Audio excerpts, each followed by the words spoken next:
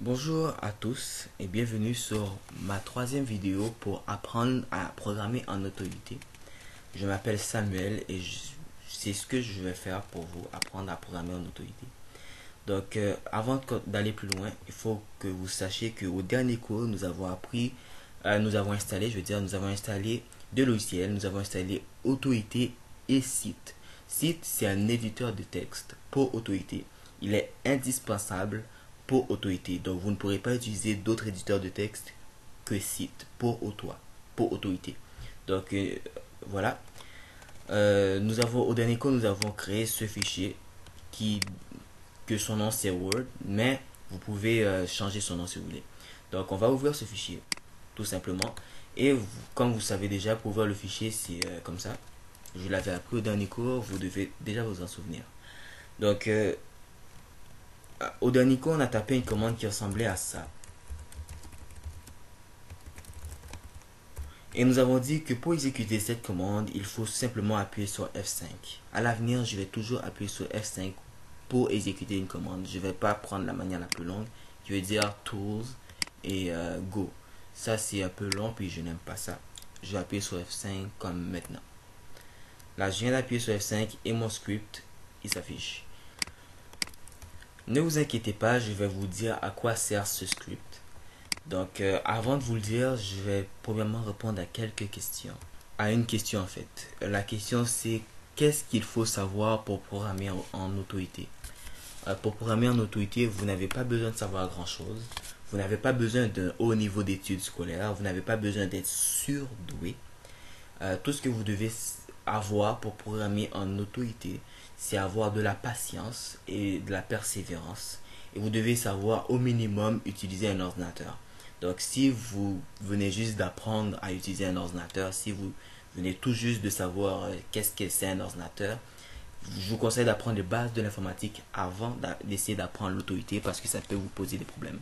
Donc parmi les choses à savoir avant de programmer en autorité, vous devez savoir c'est quoi un lien hypertexte ou un lien genre http google.com.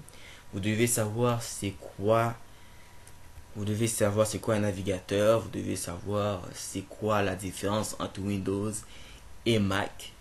Vous devez savoir calculer.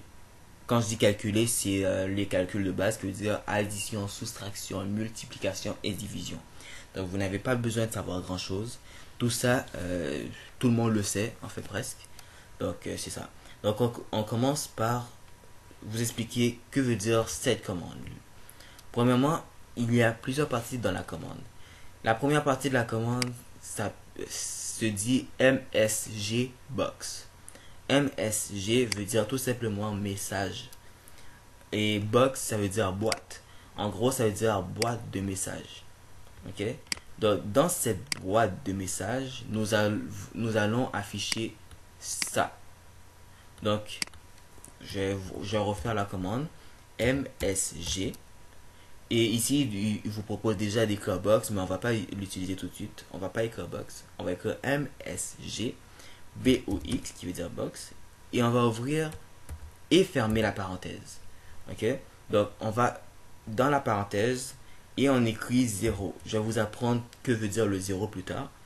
On écrit 0, on écrit virgule et on met ensuite on met deux guillemets. Les deux premiers guillemets veulent dire le titre.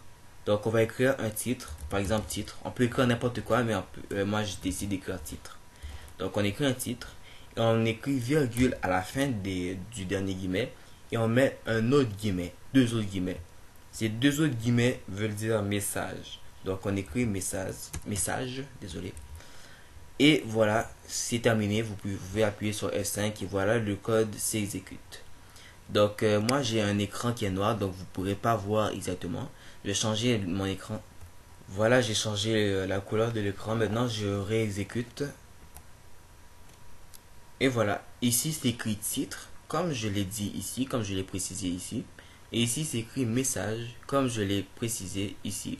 Voilà, ce code est très simple. Et il affiche automatiquement OK et il affiche automatiquement le X. Donc ce code est très simple. Je vous conseille de le pratiquer chez vous. et pratiquez-vous à changer le titre et le message. Donc vous n'êtes pas obligé d'écrire titre et vous n'êtes pas obligé d'écrire message. Vous pouvez écrire par exemple bla bla. Non, je vais écrire voici mon titre. Et ici je vais écrire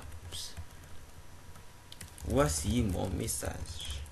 Donc si vous n'avez pas compris ce que je viens de vous dire, recommencez la vidéo. Donc j'appuie sur F5 pour exécuter mon programme et ici c'est écrit voici mon titre. Et ici c'est écrit voici mon message.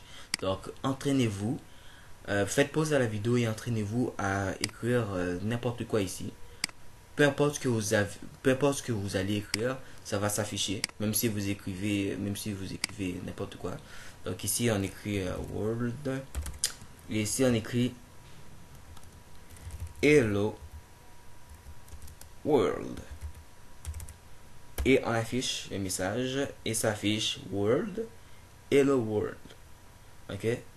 Donc sachez que tout de suite à la fin, dès que votre ordinateur a fini d'exécuter cette ligne de code là, il se ferme puisqu'il n'y a rien en dessous. Il se ferme, il s'éteint, le programme s'éteint. Ok, donc vous n'avez pas besoin de spécifier au programme de s'éteindre, il va s'éteindre automatiquement dès qu'il a fini d'exécuter la dernière ligne de code.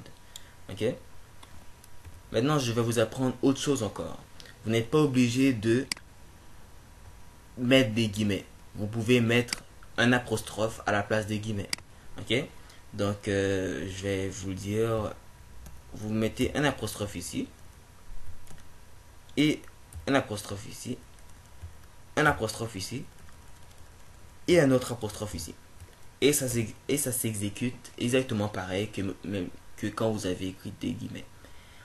Et quand vous avez mis des guillemets. Désolé si je bégayais.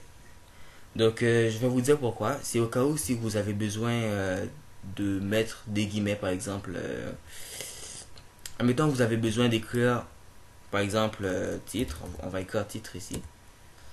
Et ici vous avez besoin d'écrire par exemple je suis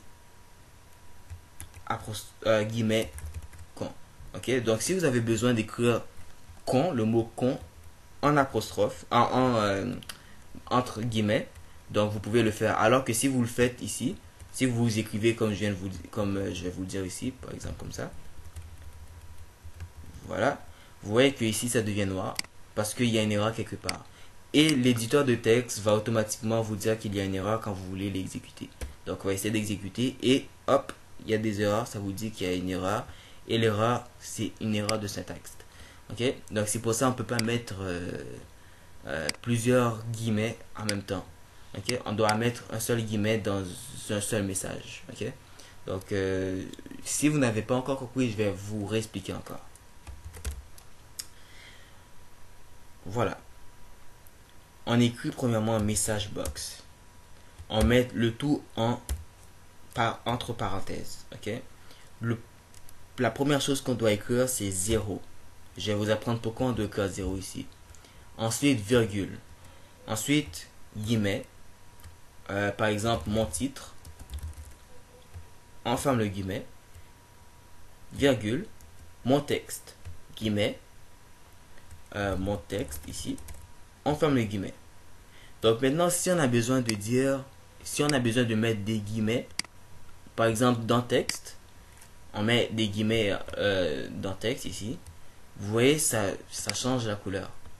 Ok?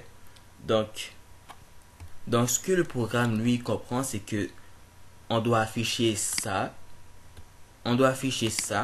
Mais il ne sait pas qu'il doit aussi afficher ça. Donc il le met en noir. Ok? Donc il comprend mal ce que vous lui avez ordonné de faire. Donc ce que vous allez faire, c'est que vous allez tout simplement mettre des apostrophes à la place des guillemets. Ici. Oups. Sorry. Sorry. Voilà, maintenant il va vous afficher mon texte et le mot texte entre guillemets sans problème. On exécute et vous voyez mon texte.